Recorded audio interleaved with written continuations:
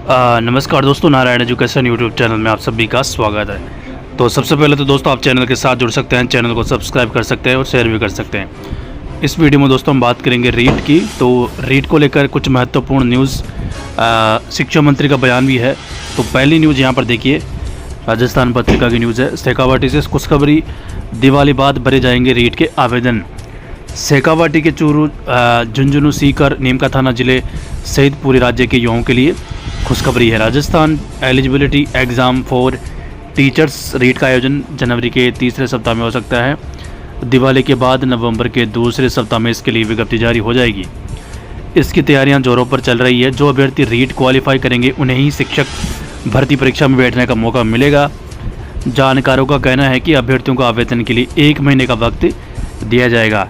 इस बार रीट में अभ्यर्थियों को OMR सीट में 4 की जगह 5 ऑप्शन दिए जाएंगे। किसी सवाल के जवाब के लिए 4 की जगह 5 विकल्प होंगे। ऐसे में अगर कोई अभ्यर्थी चारों विकल्प नहीं भरता तो उससे 5वां विकल्प भरना होगा।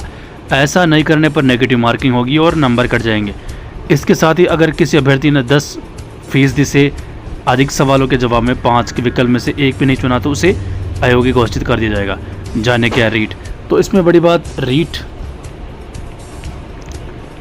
को लेकर, आवेदन को लेकर दिवाली के बाद आवेदन प्रक्रिया शुरू होगी। और यहाँ पर देखिए 2 साल बाद हो रही है रीट परीक्षा। नवंबर में जारी होगा नोटिफिकेशन। शिक्षक पात्रता परीक्षा रीट जनवरी के दूसरे पखवाड़े में। तो पहली इसमें 3-4 चीज़ें हैं। शिक्षा मंत्री का बयान।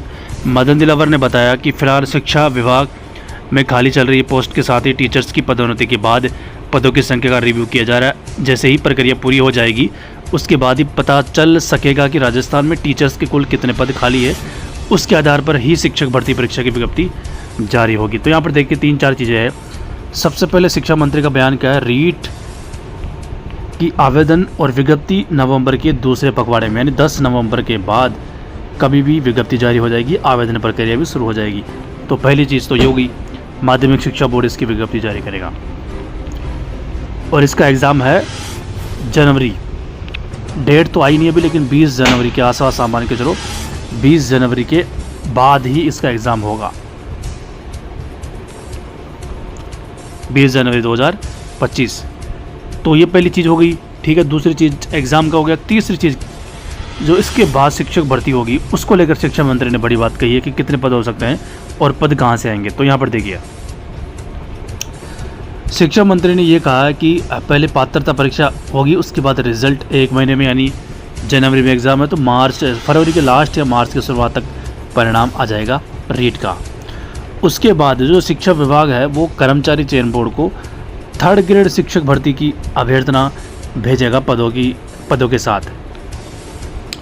अभी इसी को लेकर शिक्षा मंत्री ने बड़ी बात ये कही है कि 3rd ग्रेड की तैयारी भी शिक्षा विभाग ने कर दी है। पात्रता की माध्यमिक शिक्षा बोर्ड कर रहा है और 3rd ग्रेड की अभी से तैयारी शिक्षा विभाग ने कर ली है। और परिणाम के बाद, रीट के परिणाम के बाद जो अभ्यर्थना है वो कर्मचारी चयन बोर्ड को भेजा जाएगा 3rd ग्रेड की।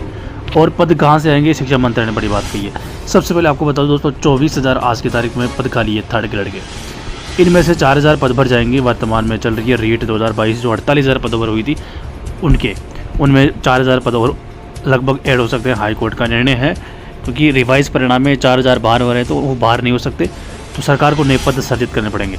तो 4,000 पद यहाँ से कम हो जाएंगे, तो माइनस कितना बच जाएगा, फिर 20,000 के आसपास पद जो है वो बच जाएंगे 3rd ग्रेड के, ठीक है। तो ये 20,000 जो पद बचेंगे दोस्तों, अब इतने से पदों पर तो 3rd ग्रेड होगी नहीं, ज़्यादा पदों पर ही होनी चाहिए। तो बाकी पद कहाँ से आएंगे। तो शिक्षा मंत्री ने बड़ी बात कही यहाँ पर देखिए, DPC से पद सामने आएंगे। मतलब 3rd ग्रेड की जो DPC होगी उसके बाद पद सामने आएंगे, कितने पदों पर होगी। तो मैं आपको बता देता हूँ कितने पदों पर हो सकती है रीट और कितने पदों पर DPC होगी। 4 सत्रों की DPC पेंडिंग है 3rd ग्रेड से 2nd ग्रेड की। कितने पदों पर, जो सूचना मिल रही है 30 से 35 हज़ार पदों पर DPC हो सकती है 4 सत्रों की, 30 से 35 हज़ार। और शुरुआती फेज में 19,000 पदों पर DPC करेगी सरकार, यानी शिक्षा विभाग 3rd ग्रेड से 2nd ग्रेड के पदों पर। और ये 19,000 वाली इसी साल हो जाएगी कंप्लीट, ठीक है। पहले ये हो जाएगी 19,000 और बाद में अगले साल बाकी DPC भी हो सकती है 10,000 से 16,000 के बीच। अगर सारे पदों पर डीपीसी होती है जितनी ज़रूरत है तो 35,000 पद सामने आते हैं थर्ड ग्रेड की डीपीसी के, प्लस अभी चल रहे हैं 24,000, जिनमें से आप -4,000 होंगे इसमें, तो 20,000 ही बचेंगे। तो कितने हो जाएगा आंकड़ा? 35,000 प्लस 20,000, 55,000 तक आंकड़ा पहुंचता है। सीधे तौर पर दिख रहा है सामने 55,000 तक आंकड़ा पहुंचता है थर्ड ग्रेड का।